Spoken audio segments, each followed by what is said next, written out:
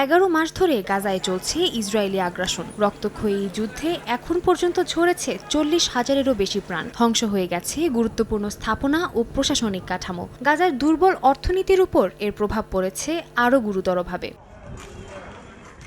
যুদ্ধবিধ্বস্ত গাজায় দুবেলা দুমুঠো খাবার জোগাড় করতেই হিমশিম খাচ্ছে সাধারণ মানুষ। চাকরি হারিয়ে যৎসামান্য সঞ্চয়ের উপর নির্ভর করেও দিন কাটাচ্ছেন অনেকে। এর মধ্যেই স্থানীয় সময় বুধবার অঞ্চলটিতে কার্যক্রম বন্ধ করার ঘোষণা দেয় ব্যাংকগুলো। এবার তাই নগদ অর্থের অভাবে পড়তে যাচ্ছে নিরীহ ফিলিস্তিনিরা।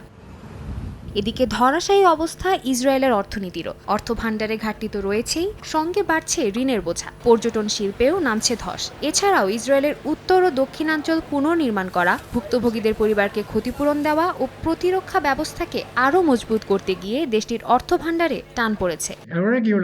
আমরা প্রতিদিন ৩.৭% হারে এগোচ্ছি, অর্থাৎ ডলারের হিসেবে আমরা এই বছর $14 বিলিয়ন জিডিপি হারাতে যাচ্ছি। তবে এটা শুধু জিডিপির হিসাব, আসলে আমরা আরও বেশি হারাচ্ছি।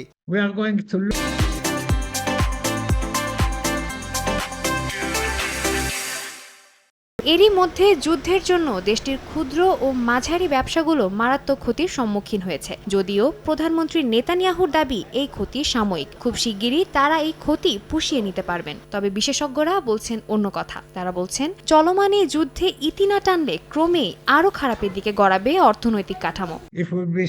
আমরা যদি জেদ করে এই যুদ্ধ বজায় রাখি, আমি জানি না কতদিন পর্যন্ত, তবে আমরা এই ক্ষতি কাটিয়ে উঠতে পারবো না। আগেও ইসরায়েল বেশ বড় বড় অর্থনৈতিক ধাক্কা কাটিয়ে উঠেছে। তবে যুদ্ধের এই ক্ষয়ক্ষতির কথা ভিন্ন। তার সঙ্গে রয়েছে ইরান ও হিজবুল্লাহর হামলার হুমকি। সব মিলিয়ে এই যুদ্ধ বজায় থাকলে নেতানিয়াহু সরকার এই ধাক্কা সামলে উঠতে পারবে কিনা তা একটা বিশাল প্রশ্ন হয়ে দাঁড়িয়েছে। সাদিয়া তাসনিম, সময় সংবাদ।